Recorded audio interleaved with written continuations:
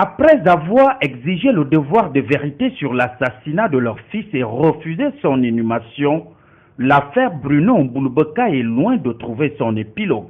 Et pour la circonstance, une plainte a été déposée au cabinet du doyen des juges d'instruction au tribunal de Libreville par les ayants droit de Mbulubeka, une initiative appuyée par le Centre pour la promotion de la démocratie et des droits de l'homme.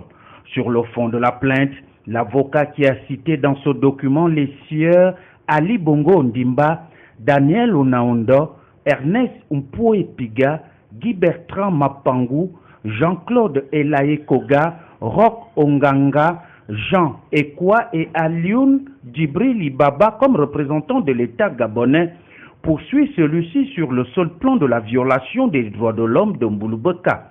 Le tribunal, dans un tel contexte, aura beaucoup de mal à se dérober, car par cet assassinat, l'État a délibérément et volontairement violé les diverses dispositions des instruments internationaux des droits de l'homme auxquels le Gabon est État partie. Où est donc passé le procureur qui se saisit depuis peu de tout et de rien, toujours prompt à dire le contraire de la vérité? Ici, Sidinou Flore Oué doit matérialiser la Charte africaine des droits de l'homme et des peuples, notamment son article 4 qui garantit le droit à la vie, droit que l'État gabonais a refusé à Bruno Mbulubeka. Le pacte international relatif aux droits de civils et politiques qui garantit le même droit à la vie en son article 6 et la Déclaration universelle des droits de l'homme, ce qui a amené l'avocat à conclure que M.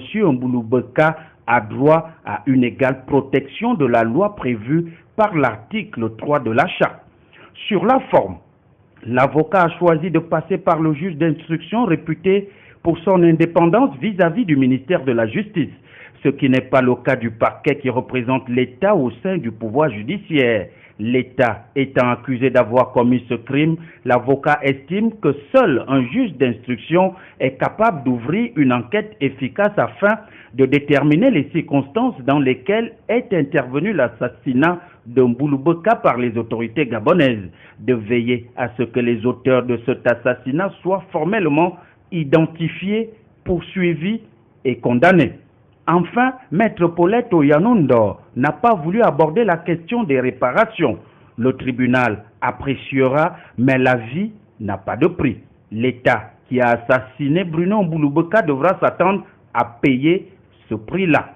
Ali Bongo Ndimba et Sidinou Flore Oué, le procureur de la République, pensaient que cette affaire était derrière eux, vont avoir un réveil difficile. La plainte va inévitablement déboucher sur une demande d'autopsie.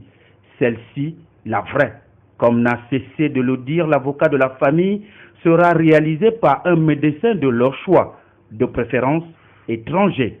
Et là, il n'y aura plus de possibilité d'user de faux fuyants.